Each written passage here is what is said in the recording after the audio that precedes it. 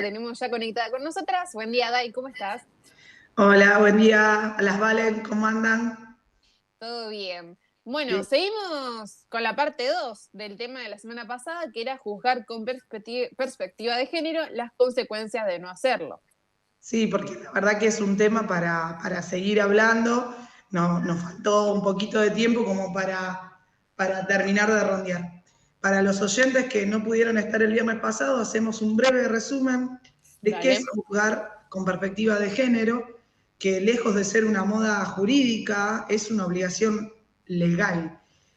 El juzgamiento con perspectiva de género se encuentra el fundamento y su respaldo en el derecho a la igualdad y a la no discriminación, que están reconocidos en nuestra Constitución Nacional y en todos los tratados internacionales de derechos humanos que con la reforma de 1994 a nuestra Constitución se incorporaron a través del inciso 22 en el artículo 75.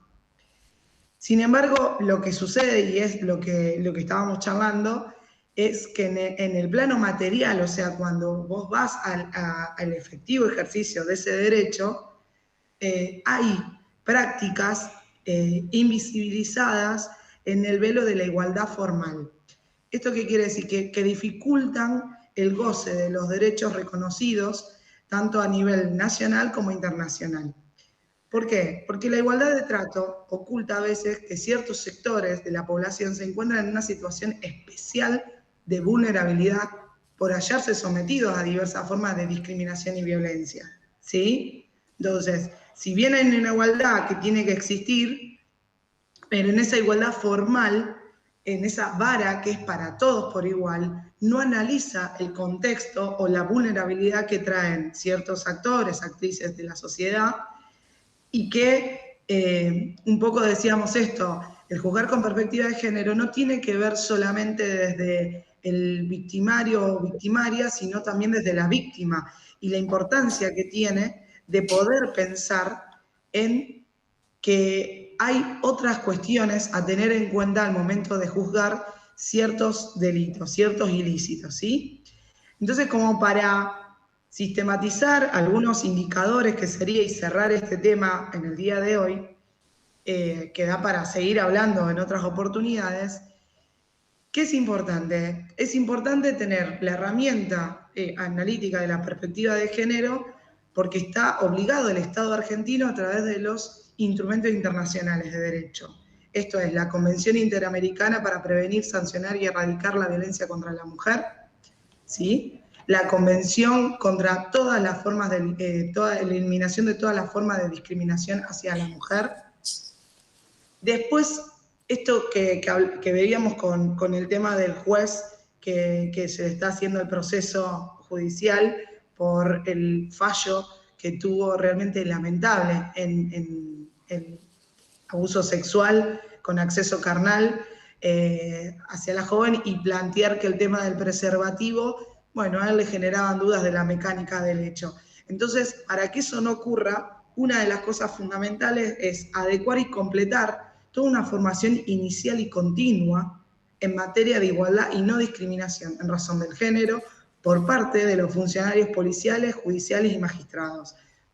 Tenemos la ley Micaela, claramente que está, pero ¿se acuerdan que les decía que hace poco se había firmado un convenio entre el gobierno provincial y los magistrados para poder llevar adelante esa capacitación? Bueno, la capacitación no es que la tomo una vez y ya está, ya hice la capacitación, no, es permanente, es constante porque día a día, digamos, la sociedad nos va exigiendo que nos pongamos a estudiar, a formarnos en todo esto. Digo, y realmente es muy importante, tanto lo de los funcionarios policiales, de los judiciales, de los magistrados, poder realizar esta formación.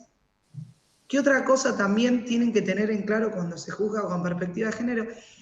Y digo, y está bueno poder decirlo porque dicen, bueno, pero esos son los jueces los que tienen que juzgar. No, no, la sociedad también juzga.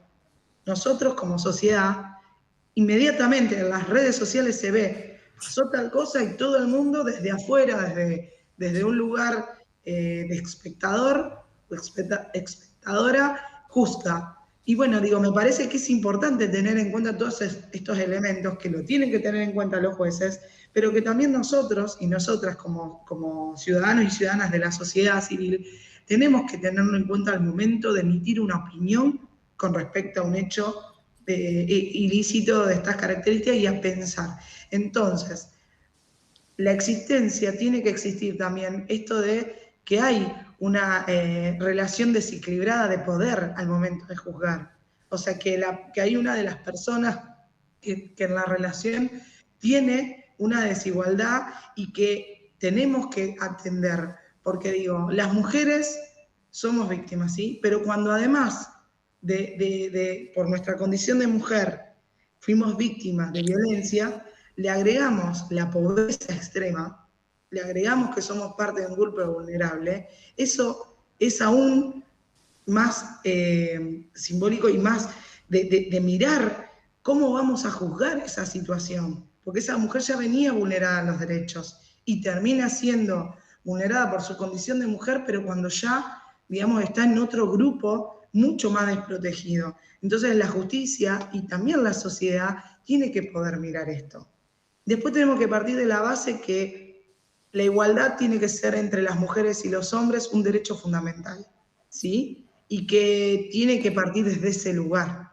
Entonces me parece que hay muchas cosas que tenemos que seguir cambiando, ¿no? Que tenemos que seguir, juzgar con perspectiva de género también implica, por ejemplo, que ahora en el matrimonio se pueda pensar de que hubo abuso sexual y que no hubo una relación consentida. Antes, por el hecho de estar dentro del matrimonio, uno tenía ya de por sí el débito conyugal, se decía.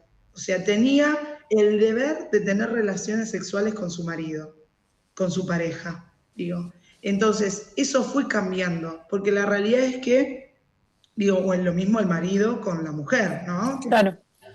Pero es muy importante que en el momento cuando hay este tipo de situaciones también se juzgue con perspectiva de género.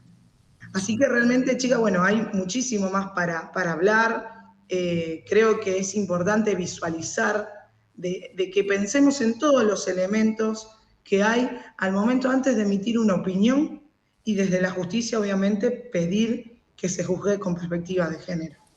Dai, ¿a vos te parece que los jóvenes hoy le frenan, digamos, así el carro a los más grandes cuando quieren juzgar así rápidamente un caso? Como que en realidad están intentando imponer una nueva, sí, como digamos, una nueva mirada, decir, bueno, no, espera, escuchemos el caso entero antes de decir, bueno, ella se dejó golpear, por ejemplo, cuando pasan ese tipo de conversaciones. ¿Vos crees que los jóvenes están intentando lograr que los más grandes cambien un poco la cabeza, o sea, y el frenar y decir, dejemos de juzgar tanto y escuchemos más el caso?